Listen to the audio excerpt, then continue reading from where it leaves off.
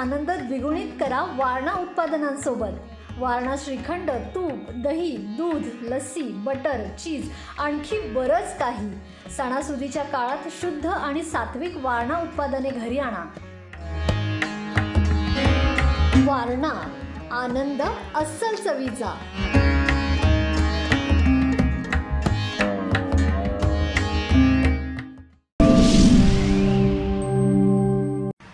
Hello, काय झालं? कशासाठी? अरे आम्ही काय चोऱ्या केल्यात काय म्हणावं? काय केलं? काय दरोडा घातला? दे बघू त्यांच्याकडे जरा। नमस्कार साहेब, काय हो? काय त्याने काय दरोडा घातलाय? काय कुणाचा काय चोरी केलाय? काय 10-20 कोटीचा काय घोटाळा केलाय? कशासाठी त्याला ताब्यात घातलाय? मग आंदोलन करायला नको? आंदोलन करायचा आमचा अधिकार आहे।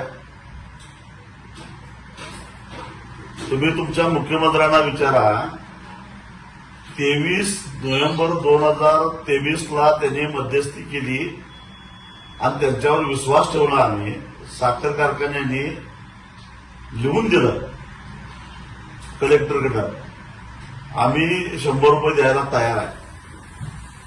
आणि 10 महिन्यामध्ये अनेक वेळा आम्ही मुख्यमंत्र्यांच्याकडे गेलो। या ऊस दर समितीच्या अध्यक्ष असणारे मुख्य सचिव 2 बदलले, त्यांच्याकडे जाऊन आलो। आधी जे नितीन करीर होते त्यांना भेटलो, आत्ताच्या त्या मॅडम आहेत त्यांना भेटलो। मग 10 महिन्यात करीर साहेब आणि या सौरजित मॅडम काय कुणाच्या शेतात भांगडायला गेल्या त्या? काय कामाने शेतकरी काय त्याला काय खुळपुत्र जाऊ नये काय? आम्ही काय काय भीक मागायला लागलोय का काय?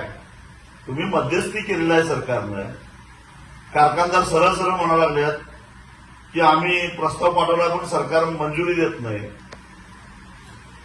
मग नेमकं कोण आहे याच्या पाठीमागे? काय कारखानदार सरकारच्या आडून आमचे पैसे बुडवल्यात का सरकार कारखानदारांना सांगायला पैसे बुडवायला? हे बघा, तुम्ही जेवढा त्रास द्याल, तुम्ही गेल्या वर्षी बघितलंय, गेल्या वर्षी सुद्धा असंच रस्ता अडवायला बघितला आणि मुंग्या आल्यासारखं हायवेवर शेतकरी आले होते।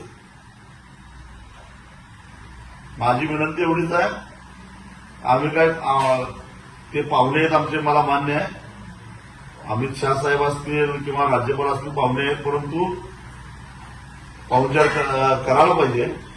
पण जर आम्ही असं आंदोलन केल्याशिवाय जर का सरकार दखलच घेणार नसेल तर आंदोलन करतो। नाही, तुम्ही बोलून घ्या, मला काय माहित नाही। अजूनही जर आम्हाला 100 रुपये देण्याबद्दल जर खात्री कोण देणार असेल तर आम्ही विचार करू, नाहीतर आंदोलन होणार। आणि तुम्ही कितीही धरपकड करा, नवीन पोरं तयार करतो, पण तुम्ही सोडणार नाही। बघा काय करता येते।